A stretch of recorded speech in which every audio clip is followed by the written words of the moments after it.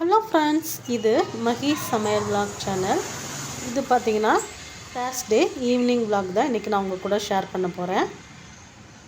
Evening டைமில் பார்த்திங்கன்னா வாசலில் இருக்க கொய்யா மரத்தில் நிறைய பறவைகள் உட்காந்துருந்தது.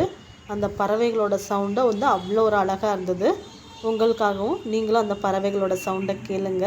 உங்கள் கூட அப்படியே அந்த பறவைகளோட சவுண்டை ஷேர் பண்ணிக்கலாம் அப்படின்னு சொல்லி தான் வீடியோ எடுத்திருந்தேன். இன்றைக்கி மத்தியானம் ஒரு கல்யாண வீட்டுக்கு போயிட்டதுனால நாங்களாம் லஞ்ச் அங்கேயே சாப்பிட்டோம்.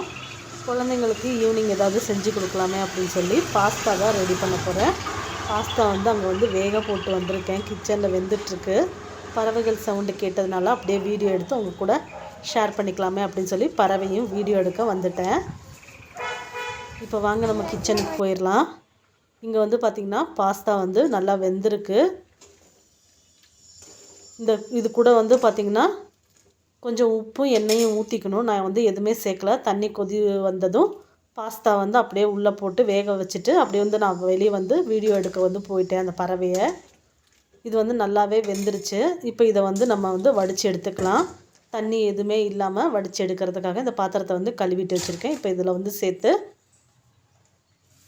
கொஞ்சம் பச்சை தண்ணியும் பிடிச்சி சேர்த்துக்கலாம். நம்ம ஐஸ் வாட்டர் இருந்தால் சேர்த்துக்கலாம். இப்போ நல்லா மழை பெய்யுது அப்படிங்கிறதுனால தண்ணியே நல்லா ஜில்லுன்னு தான் வருது. அதனால் அது நல்லா கூலிங்கான வாட்டரில் கழுவி எடுத்து வச்சுட்டேன்.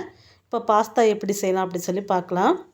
வாணலியில் தேவையான அளவு எண்ணெய் சேர்த்து சின்ன சின்னதாக நறுக்குனா பூண்டு சேர்த்து லைட்டாக வதக்கி விட்டுட்டு நம்ம கட் பண்ணி வச்சுருக்க வெங்காயத்தை சேர்த்துக்கலாம். இந்த வெங்காயத்தை நல்லா வதங்கிக்கிட்டே இருக்கட்டும். சைடில் டீ வச்சுருக்கேன். ஒரு ஸ்டவ்வில் டீ இருக்குது, இன்னொரு ஸ்டவ்வில் பால் இருக்குது, இன்னொரு ஸ்டவ்வில் பாஸ்தா ரெடி ஆகிட்டே இருக்குது. இந்த வெங்காயம் இதில் நல்லா வதங்கணும்.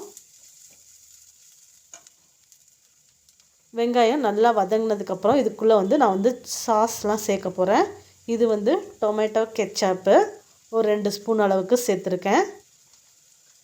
அப்புறம் பார்த்திங்கன்னா சோயா சாஸ் கொஞ்சமாக சேர்த்துருக்கேன். அப்புறம் சில்லி சாஸ் அது 1 ஸ்பூன் அளவுக்கு சேர்த்துருக்கேன்.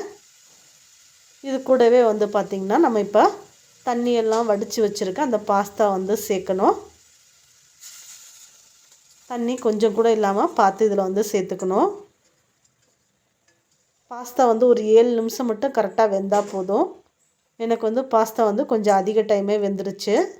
அதனால பாஸ்தா கொஞ்சம் குழஞ்ச மாதிரி வரும். டேஸ்ட்டில் எந்த வித்தியாசமும் இருக்காது. இது சாஸோடு சேர்த்து நல்லா மிக்ஸ் பண்ணிவிட்டு இப்போ இது கூட கொஞ்சமாக உப்பும் மிளகாய் தூளும் சேர்த்து நல்லா மிக்ஸ் பண்ணி விட்டுருக்கேன்.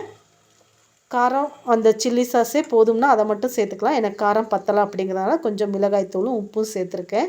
உப்பு நம்ம ஃபஸ்ட்டே பாஸ்தா வேக வைக்கும்போது சேர்த்துருந்தா இப்போ சேர்க்கணுங்கிற அவசியம் இருக்காது. சைடில் டீயும் நல்லா கொதிச்சிருச்சு, பாலும் கொதி வந்துருச்சு. அதை பாலெல்லாம் மூடி வச்சாச்சு. இப்போ பாஸ்தாவில் லாஸ்ட்டாக கொஞ்சமாக கொத்தமல்லி எல்லாம் தூவிட்டு இது கூட இப்போ நான் சீஸ் சேர்க்க போகிறேன். நம்ம சீஸும் சேர்க்கலைனால இப்படியே கூட விட்டுறலாம். எனக்கு சீஸ் வீட்டில் இருந்தது. அதை எப்படியாச்சும் காலி பண்ணணுமே அப்படிங்கிறதுனால இந்த சீஸ் ஸ்ப்ரெட்டை சின்ன சின்னதாக பிச்சு இதுக்குள்ளே போட்டுக்கிறேன். நான் ஒரு 2 ஸ்ப்ரெட் அளவுக்கு பிச்சு இது கூட சேர்த்துருந்தேன். டேஸ்ட் நல்லா சூப்பராகவே இருந்தது. எல்லாத்தையும் மிக்ஸ் பண்ணி விட்டோம்னா அவ்வளோதான், நம்மளுக்கு பாஸ்தா ரெடி. இந்த பக்கம் டீயும் நல்லா கொதித்து வந்துருச்சு. இப்போ ஈவினிங் ஸ்நாக்ஸும் ரெடி, டீயும் ரெடி. டீ குடித்து முடிச்சுட்டு அப்படியே பார்த்திங்கன்னா தெருவில் இது ஒரு 10 ரூபா பொருள் விற்றுட்டு வந்தாங்க தள்ளு வண்டியில். அந்த பொருளும் டீ குடித்து முடிச்சுட்டு போய் வாங்கியிருந்தோம். அது என்னென்ன பொருள் அப்படின்னு சொல்லி வாங்க பார்க்கலாம். ஒரு 150 ரூபா கிட்ட வாங்கிட்டேன் எல்லா பொருளும். பாப்பா கேட்டால் அந்த குட்டி கப்பு. இப்போ பாப்பா இது என்னென்ன அப்படின்னு சொல்லி எக்ஸ்பிளைன் பண்ணி வேற சொல்லியிருந்தா. இது எவ்வளோ ரேட்டு என்னன்னு நான் உங்ககிட்ட சொல்லிடுறேன். இது என்னென்ன பொருள் அப்படிங்கிறத பாப்பா சொல்வாள். இந்த முறமும் இந்த துணி துவைக்கிற ப்ரஷ் இது 2 மட்டும் பார்த்திங்கன்னா 20 ரூபா. அப்புறம் இந்த 2 கிளிப்பு பார்த்திங்கன்னா 10 ரூபா. ஒவ்வொரு கிளிப்பும் 5 ரூபா. அப்புறம் இந்த கூடை, இந்த 2 கூடை ஒவ்வொரு கூடையும் 10 ரூபா. அப்புறம் இது பார்த்திங்கன்னா வெண்ணெய் எடுக்கிறது பிளாஸ்டிக்லேயே கிடைக்கிது. இதுவும் 10 ரூபா தான். பட்ஸு ஒன்று வாங்கியிருந்தேன். அப்புறம் இது முருகு சொறிகிறதுக்கு பேன் சீப்பு ஒன்று. அப்புறம் ஒரு பென்சில் பேனெல்லாம் போட்டு வைக்கிற மாதிரி ஒரு பிளாஸ்டிக் கப்பு. பாப்பா டீ குடிக்கிற கப்பு, அப்புறம் குளிக்கிறதுக்கு கப்பு இதெல்லாம் சேர்த்து வாங்கியிருந்தேன். நான் வீடியோ எடுக்கிறத பார்த்துட்டு பாப்பாவும் நானே எக்ஸ்பிளைன் பண்ணுறேம்மா அப்படின்னு சொல்லி அவளும் வீடியோவில் பேசியிருக்கா. அது எப்படி இருக்குன்னு சொல்லி பார்த்துட்டு எனக்கு வந்து கமெண்ட் பண்ணுங்கள். இந்த வீடியோ பிடிச்சா லைக் பண்ணுங்கள். வாங்க பாப்பா என்ன சொல்கிறான்னு பாருங்கள்.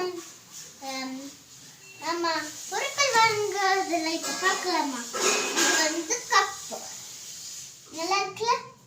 அப்புறமா பென்சில் ஸ்டாண்ட்.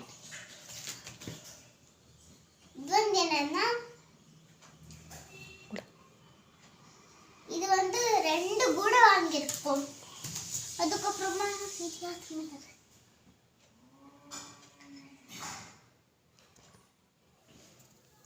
இது வந்து நம்ம மஞ்சிகை கிண்டுறது, வெண்ணெய் எடுக்கிறது, வெண்ணெய் எடுக்கிறது இது. அப்புறமா இது பர்ட்ஸ், அப்புறமா தலையில ஏன் இருக்கிறதெல்லாம் போக்குறது, பென் சீப்பு,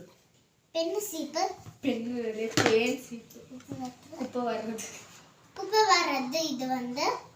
அதுக்கப்புறமா 2 கிளிப் வாங்கிருந்து ப்ளூ அண்ட் பிளாக் டர்க்கில். அதுக்கப்புறமா இந்த துணி துவைக்கிற சோப்பு ப்ரஷ்ஷு. அதுக்கப்புறமா வெண்ணெய் சீவுறதுக்கு, முதுகு சொரியறதுக்கு. முதுகு சொரியறது எப்படி சொரியணும்? அதை வச்சு முதுகு எப்படி சொரியணும்னா இப்படி பின்ன வச்சு இப்படி சொரியணும். போதும் ரொம்ப சொரிஞ்சிட்டீங்க. அதுக்கப்புறமா 2 கப்பு வாங்கியிருந்தோம். அது எதுக்கு? குளிக்கிறதுக்கு 2 கப்பு வாங்கியிருந்தோம். என்னென்ன colour? green and brown. Maroon. Bye friends, next video பார்க்கலாம். Bye.